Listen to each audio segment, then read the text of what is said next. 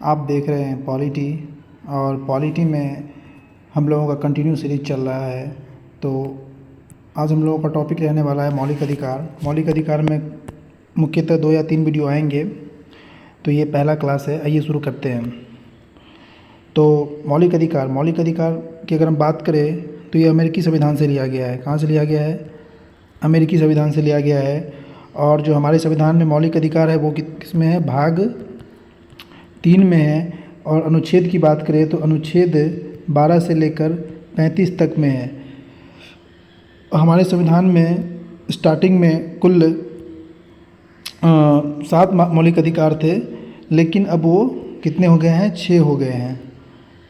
तो हमारे संविधान में भाग 3 में मौलिक अधिकार का जिक्र किया गया। आर्टिकल 12 से 36 संविधान के भाग 3 को भारत का मैग्ना कार्टा भी कहा जाता है, क्योंकि मैग्ना कार्टा क्या है ना कि जो इंग्लैंड के राजा किंग जॉन थे ना, उन पे सामंतों ने दबाव बनाया था। तो उसके दबाव के एवज में उन्होंने एक मैग्ना कार्टा बनाया था। तो ये जो मैग्ना कार्टा है ये जस्ट फ्रांसीसी भाषा में इसे कहते हैं मैग्ना कार्टा, लेकिन अगर इसकी बात करें तो ये एक मौलिक अधिकार से संबंधित पहला लिखित प्रपत्र था।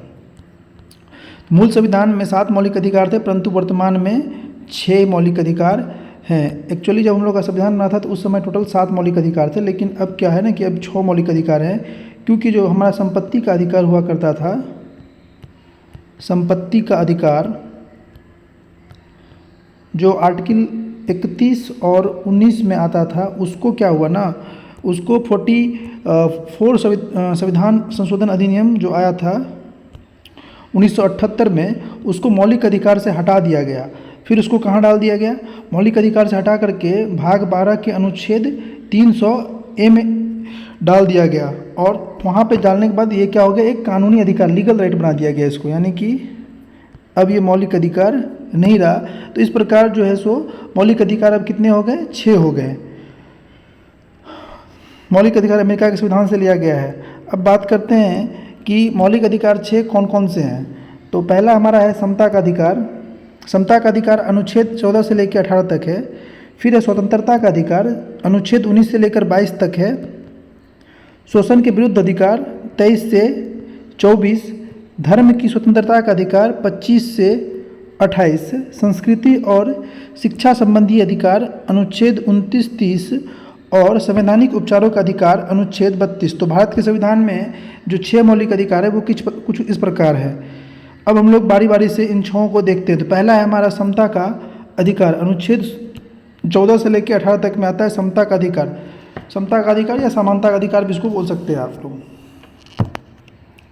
अब इसमें क्या है कि सबसे पहला है अनुच्छेद नंबर 14। अनुच्छेद नंबर 14 में क्या कहता है ना कि जो भारत के कोई भी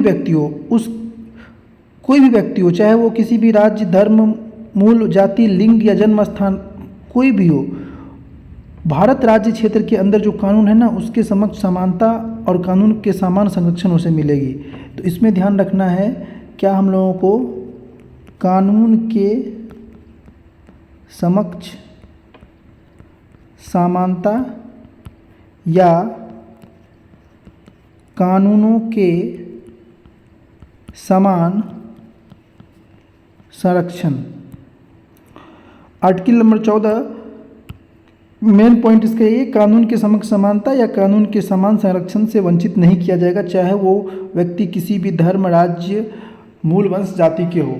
अगला है अनुच्छेद नंबर 15। अनुच्छेद नंबर 15 ये कहता है कि राज्य का मतलब यहाँ पे समझ लो, राज्य का मतलब ये नहीं कोई स्टेट। राज्य का मतलब ये होता है कि कोई भी संस्था हो, कोई भी प्राइवेट संस्था हो, सरकारी संस्था हो, कोई भी स्टेट हो, कंट्री हो, यहाँ पे राज्य एक बहुत ही विस्तृत क्षेत्र होता है। तो यही कह रहा है कि राज्य जो है किसी भी नागरिक के विरुद्ध केवल धर्म, मूल, वंश, जाति, लिंग, स्थान या इनमें से किसी के आधार पर भेदभाव नहीं करेगा, चाहे वो किसी भी जाति का हो, किसी भी लिंग का हो या उसका जन्म कहीं भी हुआ हो। अनुच्छेद 15 में यही कहा गया है कि भेदभाव नहीं करेगा। अनुच्छेद नंबर 16। अनुच्छेद नंबर 16 में क्या कहा गया है? अनुच्छेद नंबर 16 में ये कहा गया है कि अवसर की समानता। अगर राज्य में कोई भी पद निकलता है नियुक्ति के संबंधित मामलों या नियोजन संबंधित मामलों के लिए, तो जो भी नागरिक हैं उसे समान अवसर मिलेंगे। ऐसा नहीं है कि किसी को कुछ ज़्यादा अवसर मिलेगा और किसी को कम मिलेगा, सभी को एक समान अवसर मिलेगा। फिर हमारा है आर्टिकल नंबर 17। आर्टिकल नंबर 17 होता है अस्पृश्यता का उन्मूलन। आर्टिकल नंबर 18 में क्या होता है कि सैन्य और शैक्षणिक उपाधियों को छोड़कर सभी उपाधियों का उन्मूलन। कहने का मतलब ये है, उपाधियाँ जो भी होगा उसमें जितना भी उपाधि होगा सबका उन्मूलन से रिलेटेड इसमें चीज़ें, यानी कि इसको हम लोग कह सकते हैं उपाधियों का अंत। उपाधियों का अंत।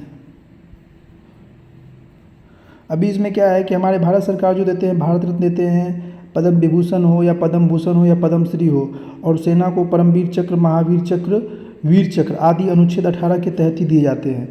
एक क्विक रिवीजन इसका हम लोग देख लेते हैं कि आर्टिकल 14 कानून के समक्ष समानता या कानून के समान संरक्षण। आर्टिकल 15 धर्म, लिंग, मूल, वंश, जन्म स्थान के आधार पर भेदभाव नहीं करेगा।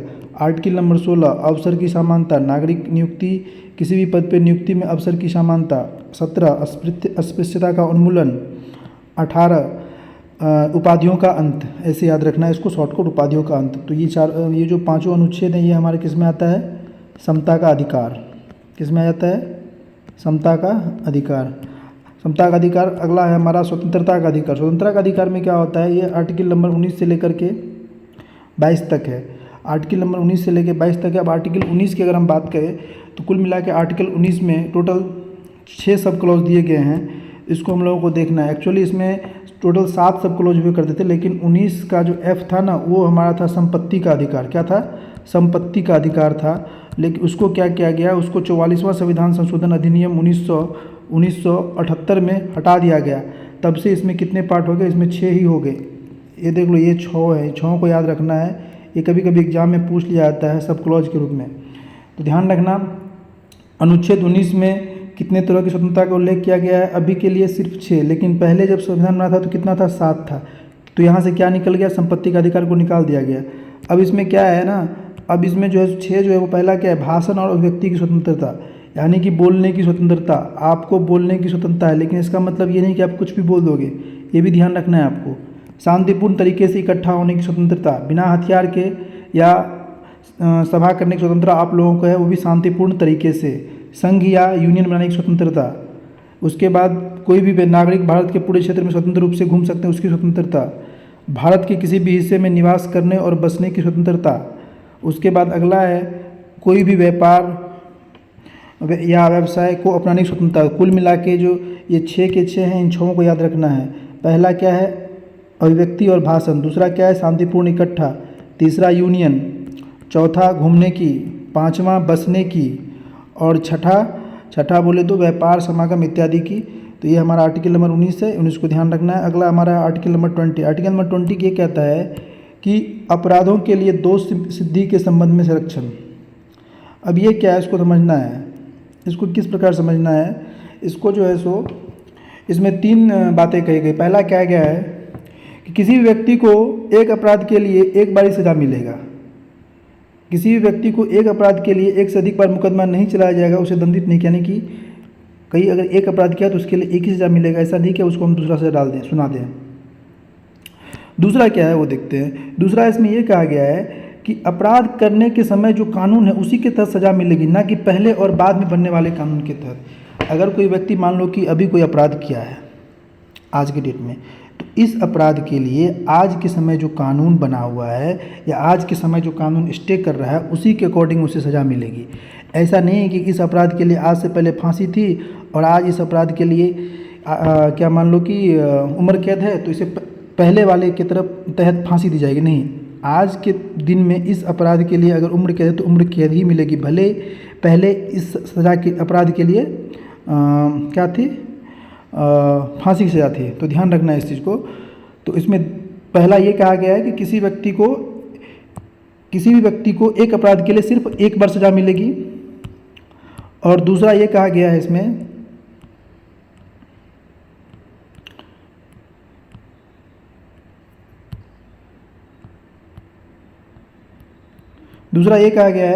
कि अपराध करने के समय जो कानून है उसी के तहत सज़ा मिलेगी। ठीक है। फिर उसके बाद ये भी एक पॉइंट इसमें है कि मान लो किसी भी अपराध के आरोपी किसी व्यक्ति को स्वयं के सिद्ध गवाह बनने के लिए बाध्य नहीं किया जाएगा। कहने का मतलब ये है कि कोई भी व्यक्ति को स्वयं के विरुद्ध जो है सो न्यायालय में गवाह देने के लिए बाध्य नहीं किया जाएगा। तो आर्टिकल नंबर जो 20 है हमारा, वो यही है कि अपराधों के लिए दोष सिद्धि के संबंध में संरक्षण। इसमें 3 बातें कहेगी, तीनों को ध्यान रखना है। अब जो हमारा अगला आर्टिकल है वो है आर्टिकल नंबर 21, जीवन और व्यक्तिगत स्वतंत्रता की सुरक्षा। इसको हम लोग प्राण और दैहिक स्वतंत्रता का संरक्षण भी कह सकते हैं। प्राण और दैहिक स्वतंत्रता की सुरक्षा। तो इसमें क्या है ना कि इसमें जो है सो जीवन और व्यक्तिगत प्राण और दैहिक स्वतंत्रता है, इसको ध्यान रखना है। इसमें यही कहा गया। और इसमें एक चीज़ और है, इसमें क्या है ना 21 का क है, जिसको हम लोग 86वां संविधान संशोधन 2002 में जोड़े थे। इसमें जो है सो 6 से 14 वर्ष के आयु के समस्त बच्चों को निःशुल्क शिक्षा उपलब्ध कराएगा राज्य, इसमें ये कहा गया है। तो 21 में जो है, 21 में है जीवन और व्यक्तिगत स्वतंत्रता, और 21 के ए में जो है वो है 6 to 14 वर्ष के बच्चों को निःशुल्क शिक्षा। ये कब ऐड किया गया था? ये ऐड किया गया था 86वां संशोधन 2002 के तहत। अगला है हमारा अनुच्छेद नंबर 22। अनुच्छेद नंबर 22 ये कहता है कुछ मामलों में गिरफ्तारी और नज़रबंदी से संरक्षण। इसमें भी मेन 3 चीज़ों को आप लोगों को ध्यान रखना है। 3 चीज़ क्या है कि अगर किसी व्यक्ति को पुलिस हिरासत में लेती है तो उसे सबसे पहले हिरासत में क्यों लेगी उसका कारण बताना पड़ेगा। ध्यान रहे, गिरफ्तारी का कारण उसे बताना पड़ेगा। दूसरा, 24 घंटे के अंदर उसे दंडाधिकारी के सामने पेश करना पड़ेगा, आने जाने के समय को और छोड़ दे। और तीसरा, इसमें यह कहा गया है उसे अपने पसंद के वकील लेने का, चुनाव करने का अधिकार है। तो ये कुछ दिए गए हैं कुछ मामलों में गिरफ्तारी और नज़रबंदी संरक्षण के लिए आरोपी को, कि वो जो है सो ये तीनों। पहला तो है कि आप उसे गिरफ्तार क्यों कर रहे हैं, उसको बताइए कि क्यों गिरफ्तार किया जा रहा है। दूसरा क्या है कि उसे 24 घंटे के भीतर मजिस्ट्रेट के सामने पेश किया जाना चाहिए। और तीसरा ये है कि उसे अपनी पसंद के वकील को सलाह लेने और बचाव करने का अधिकार है। तो एक बार हम लोग इस वीडियो में क्विक रिवीजन कर लेते हैं। क्विक रिवीजन में ये था हमारा, यहाँ से शुरू करते हैं। क्विक रिवीजन में ये था कि ये हमारा मौलिक अधिकार भाग 3 में आता है। अनुच्छेद 1235 में भाग 3 को भारत का मैग्ना कार्टा भी कहा जाता है। अगर हम आगे बात करें तो इसमें हमारे मूल संविधान में कुल 7 मौलिक अधिकार थे, लेकिन अब कितने हैं? अब जो है सो इसमें वर्तमान में 6 मौलिक अधिकार हैं। क्यों? क्योंकि 44वां संविधान संशोधन अधिनियम 1978 द्वारा जो संपत्ति का अधिकार था उसको कानूनी अधिकार बना दिया गया, और इसको कहाँ डाल दिया गया? भाग 12 के अनुच्छेद 300A में डाल दिया गया। ये कहाँ से लिया गया मौलिक अधिकार? अमेरिका के संविधान से ये लिया गया है। मौलिक अधिकार कहाँ से लिया गया? तो अमेरिकी संविधान से ये लिया गया है।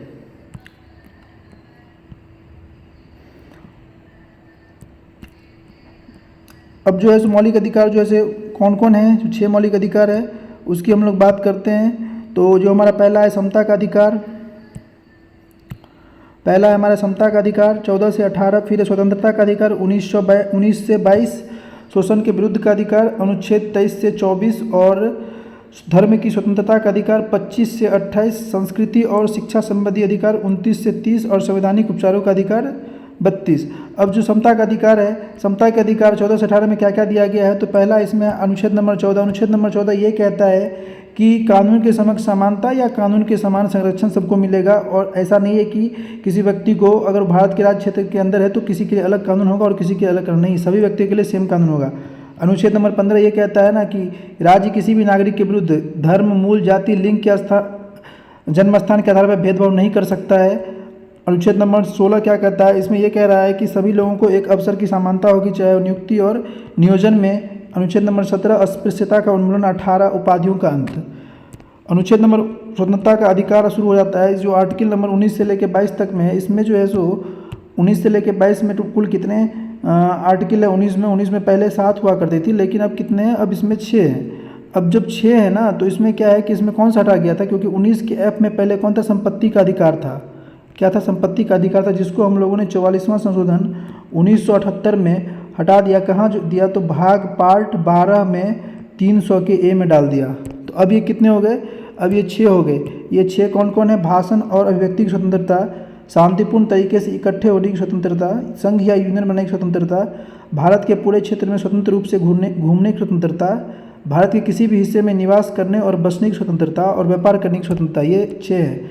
आर्टिकल नंबर 20 क्या कहता है? आर्टिकल नंबर 20 कहता है अपराधों के लिए दोष सिद्धि के संबंध में संरक्षण, यानी कि कहने का मतलब यह है कि अगर कोई व्यक्ति अभी कोई अपराध किया तो पहला इसमें यह कहता है अभी कोई अपराध किया हो तो अभी के लिए इस अपराध के लिए जो भी दंड है उसे यही दंड मिलेगा। ऐसा नहीं कि इस अपराध के लिए पहले कुछ और दंड था वो दंड आज मिलेगा, नहीं, जो आज के दिन में इस अपराध के लिए दंड है वही इसे मिलेगा। दूसरा क्या है कि एक ही अपराध के लिए उसे एक ही बार दंड मिलेगा, ऐसा नहीं है कि उसे बार बार दंड मिलेगा। और तीसरा ये कहता है कि उसे खुद के विरुद्ध न्यायालय में गवाह बनने के लिए बाध्य नहीं किया जाएगा। अगला है आर्टिकल नंबर 21। आर्टिकल नंबर 21 है जीवन और व्यक्तिगत स्वतंत्रता की सुरक्षा।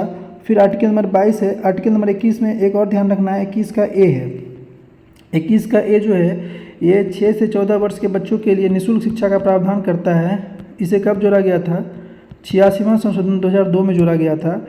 और जो आर्टिकल नंबर 22 है ये कह रहा है कि कुछ मामलों में गिरफ्तारी और नज़रबंदी से संरक्षण, यानी कि गिरफ्तारी व्यक्ति जो है उसको सबसे पहले ये बताइए कि आप उसे गिरफ्तार क्यों कर रहे हैं, उसको सूचना देना चाहिए। उसके बाद 24 घंटे के अंदर मजिस्ट्रेट के सामने पेश कीजिए और फिर उसे अपनी पसंद की वकील की सलाह लेने का अधिकार है। तो इस टॉपिक में अभी हम लोग आर्टिकल नंबर 14 से 18 और 19 से 22 ये दोनों कंप्लीट कर चुके हैं। नेक्स्ट क्लास इसी पे रहेगा, तो मिलते हैं अगले क्लास में। तब तक के लिए जय हिंद।